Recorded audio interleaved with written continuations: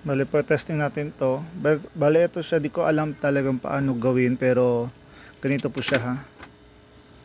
On. Ito. Yan, ito yung sasakyan.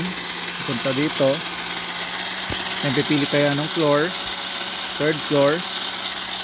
Pupunta po siya sa third floor. Pero ang problema po, dito lang siya lagi. Parte.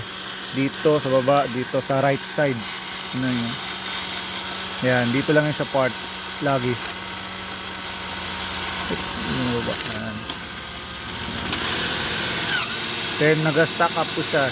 Kailangan nyo itulak pataas para bababa siya ulit. Yan. Tapos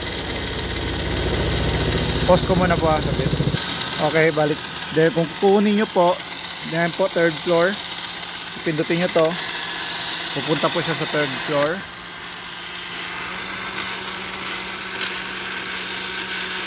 Yan. Kukunin nyo yan. Yan. Yan, ihulog nyo.